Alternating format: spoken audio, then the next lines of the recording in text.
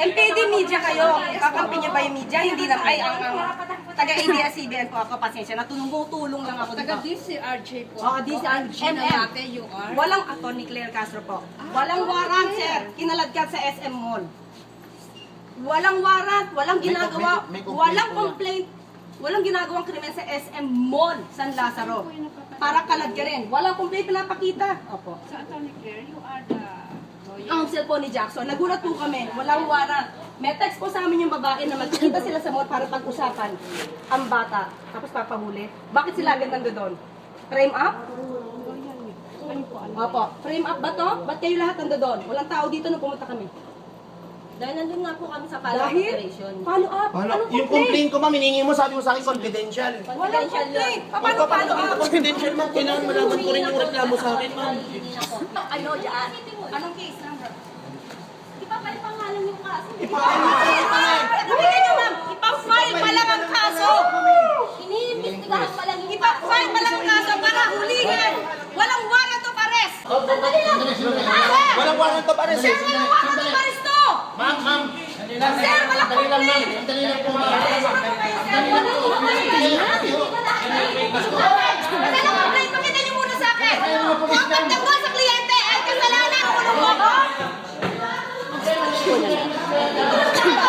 Ano kasalanan ko? Para pagtanggol ang kliyente ko, kasalanan? Ganun ka na ba kaabusado? Kasalanan mo, sigaw-sigawan mo ko. Ikaw, hindi ka naninigaw, hindi ka nang halagyan ng kliyente. Hindi po, ma'am. Andun na Sir, pasensya na po talaga, ha? Yes, ma'am. Another question.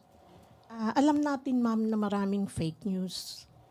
Kasi, ma'am, may fake news po ba yung kumakalat na video nyo regarding dun sa umano'y pagwawala nyo sa Maganda yan. Maganda yan. Oh, hindi na to, Reaction. hindi na to salita ng palasyo at ng Pangulo. Ako na to. Okay. If given a chance to do that again, I will. why? Because I did that for justice. Maybe yung nakikita niyong video, that's 2015. Oh, Can you see my face there? Look younger. That's 2015. Okay, why nila pinapalabas to? And splice. Dahil ayaw nila ako siguro na manatiling tagapagsalita rito ng palasyo. Una, ang kwento niyan, merong dalawang magsing-irog na hindi na nagkaayos. Yung bata na iwan sa bahay ng babae, flight stewardess yung babae, iniwan sa driver. Nung tumawag ang school sa tatay, nalaman niyang wala yung nanay, kinuha yung bata sa bahay na kasama lang ang driver. First child niya yon.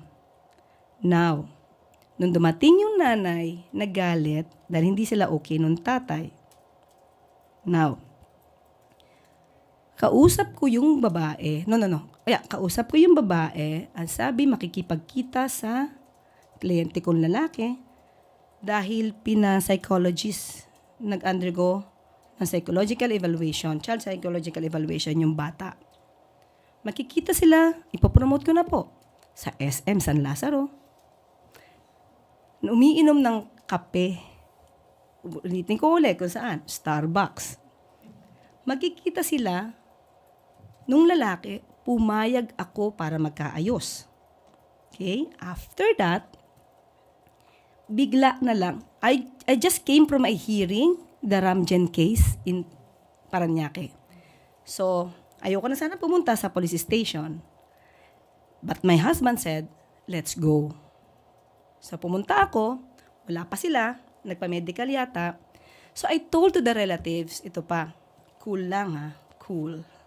But when I was there with the relatives, sabi ko, doon sa police, lahat naka-civilian, wala naka-uniform habang nag-aresto. Sabi ko, saan po yung warrant of arrest?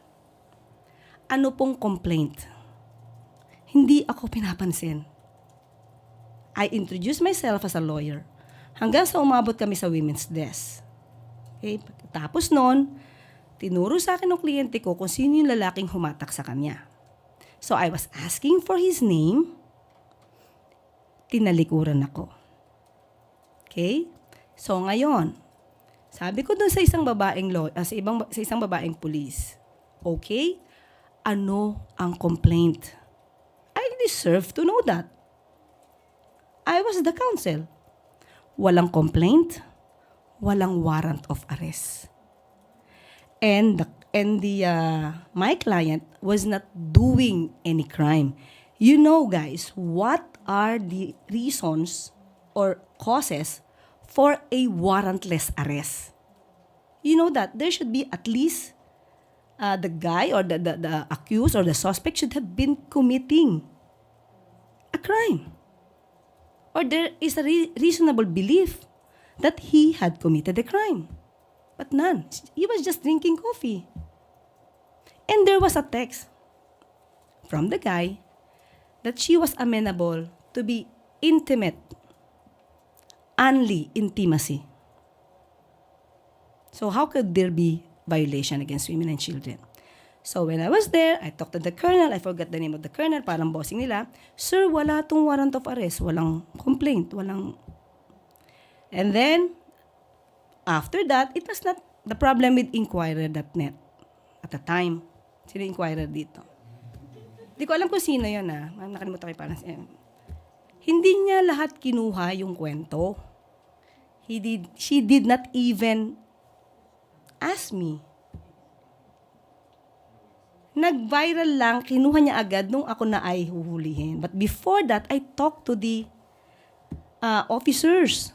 Sabi ko, sir, walang warrant to. And then, one of the officers then, doon, nadinig ko nung nasa labas na kami, sabi ng ibang mga pulis, pakulong mo na yan, pakulong mo na yan. Na-splice to. Na-splice to. Ang sabi ko, ipagtanggol ang kliyente ko, ipakulong mo ako, anong kasalanan ko? Yun siguro yung nakita nyo. O hindi, na-splice. O yan, na-splice yan. So if you want to get the original copy niya, pero siyempre putol-putol na rin yun edited, sa Inquirer.net, that's 2015. September. Alam ni Miss Pia yan. Hindi nga ako, wala nga akong penalty at that time sa ABS-CBN, sa DZMM. I was allowed to. Diba? Otherwise, kung meron akong mali, I would not be allowed to go on air. And then after that, yan, that's 2015. Yan ang panoorin nyo, hindi yan splice. Okay? So, at that time, sabi ko, walang warrant of arrest, walang complaint. Doon pa lang sila gagawa ng complaint. So, sabi nung isa, namayapa na yung isang pulis, sabi niya doon sa pulis na babae, anong gusto mo? Sabi niya, pakulong yan. The problem is, kinulong ako, naman di kulong, it's detained. Dinetain ako, my husband, and my secretary. Why? Kung ako lang naman ang gusto nila, dahil lumaban ako, hindi naman lumaban, nangatwiran ako. Di ako lang. Ba't masasama yung asawa ko? Ba't masasama yung secretary ko? Hindi ba? So, hindi yun nakuha ng Inquirer.net. Yan lang. I was not even interviewed. What happened? Diba? And the title. The title. So, umpisa pa lang yan, yung comment pa lang yan, marami nang nag-bash doon sa gumawa ng title. Okay, again, hindi yun iskandalo. That's a fact. It's a fact. So, if you will be my client and you will experience the same, I will do it again and again and again for justice. Nung nandiyan ako, na-detain ako, sabi ko, okay lang. Parang si Jose Rizal. Hero lang ang dating. So, pampalubag ng loob kasi nandiyan ako di ba?